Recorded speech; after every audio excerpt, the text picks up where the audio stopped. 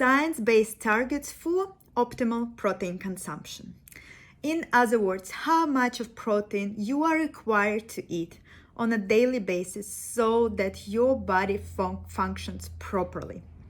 This is the topic of today's video. My name is Dr. Olga. I am nutritionist, I am medical researcher, and I am wellness coach. So before we jump into the numbers, let me quickly remind you what are proteins and what are their function. All the variety of food, beautiful food we're eating on everyday basis is essentially breaking down to chemicals during the process of digestion. And our body needs free nutrients in large amounts, free macronutrients, proteins, fats, and carbohydrates. Proteins are made up from amino acids, and the nitrogen component of amino acids is actually what differentiates proteins from fats and carbs. It is considered that proteins have strongest and longest lasting effect on satiety because of their more complex chemical structure, requiring more energy to break them down, and also because of their effect on hunger and satiety hormones.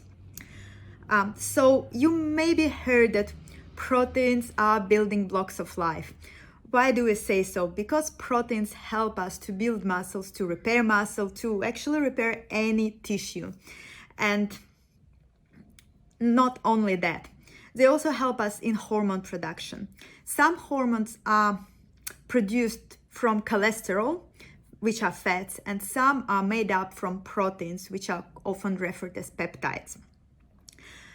Proteins are also needed for enzyme production. Enzymes are molecules that are made from amino acids, and enzymes accelerate the processes within our body. For example, they speed up process of digestion and metabolism. Well, proteins are needed for our body essentially for every function, including immune function and energy production. And common sources of protein are animal origin, may be separated into animal origin and plant-based origin. So animal origin foods that are rich in protein are meats, poultry, eggs, dairy. Plant-based origin foods that are rich with proteins are beans, lentils, chickpeas. It doesn't mean though that 100 grams of chicken would contain 100 grams of protein. 100 grams of chicken will contain approximately 30 grams of protein.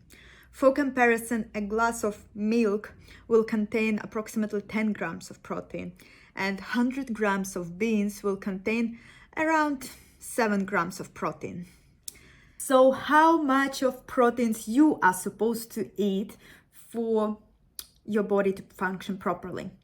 Let me be honest with you, there is no perfect study, there is no test designed to tell you you should eat 56.5 grams of protein per day. However, there is a plenty of good studies, and we are able to give you a range for you to check with yourself whether you are eating approximately enough of proteins. So unless you are you have very specific criteria, I recommend you to open the national guidelines like American Dietary Guidelines, Australian Dietary Guidelines, European, and they already done the all hard jobs. They already read hundreds of thousands of papers published on every day. They already classified them by the level of evidence, by the level of importance, and they summarized it all for you in a very plain manner, in just a tabular form and a very easy to read text. There are two options how to measure how much of protein you are eating. You can measure number of portions you've eaten of protein rich foods, or you can actually track all the foods you are eating and then automatic calculate, like if you are counting calories through the app, it will calculate automatically till the really grams of how much you are eating. And I will also give you like exact number of grams, how much of proteins you are recommended to consume in a moment. So let's start with guidelines. Guidelines are recommending to consume protein-rich foods, and they say, for example, Australian guidelines would say women, middle-aged women should consume 2.5 portions of protein-rich foods. And how can you measure these portions? 2 eggs is 1 portion. Then maybe during the lunch you ate 80 grams of chicken, that's your second portion. And then maybe you snack with some nuts, that's your another half portion of protein-rich food. You can know that you've eaten enough of protein for you for today.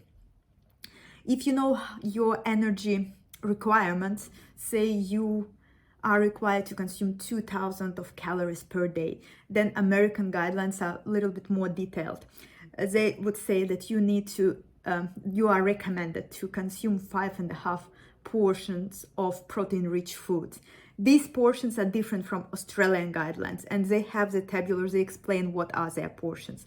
Essentially, with the same amount of food, 2 eggs, 80 grams of chicken, and 15 grams of nuts, you will cover the 5.5 portions for American guidelines for 2,000 calories. So very easy, not a rocket science. You can just open it up and compare with how much of protein-rich foods you are eating. If you more like a perfectionist, or maybe you are exercising and you need more precision, on the screen you can see the table which recommends protein amounts for your body weight.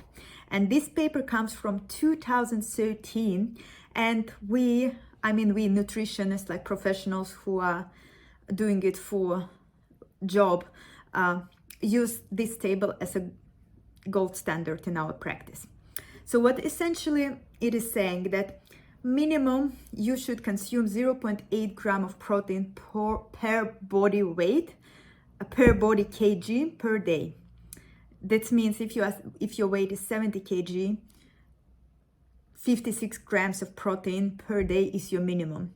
And the more activity as you are doing during the day, the more proteins you need. If you're exercising like crazy every day, 2 grams per body kilo per day you are recommended to eat. So if you're 70 kg, your maximum will be 140 gram of protein. I often hear that I don't want to eat protein because I don't want to build muscles. You need this minimum recommended amount of protein because you still need it for proper enzyme production, protein hormone production, for proper growth, like on everyday basis. If you are breathing and blinking, you need to eat protein, consume protein.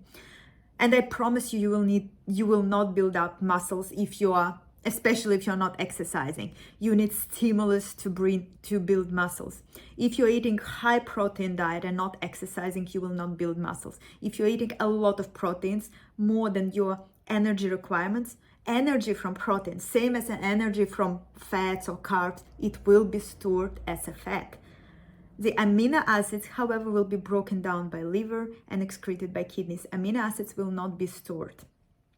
So I often also hear that people are afraid of having kidney problems if you're eating high protein diet.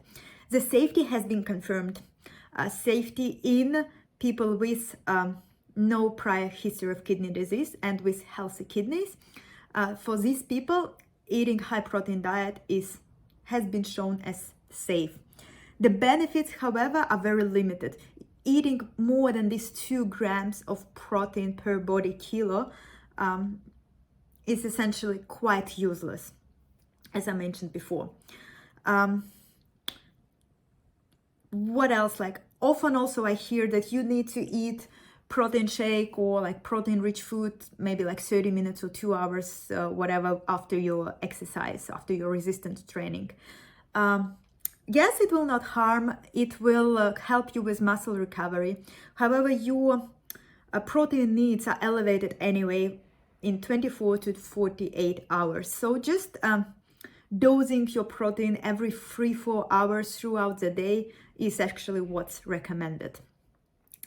I'm not sure what are the common questions of you guys would be. So just shoot me a message and I'll cover them in the next video. Hope this helps. See you next time.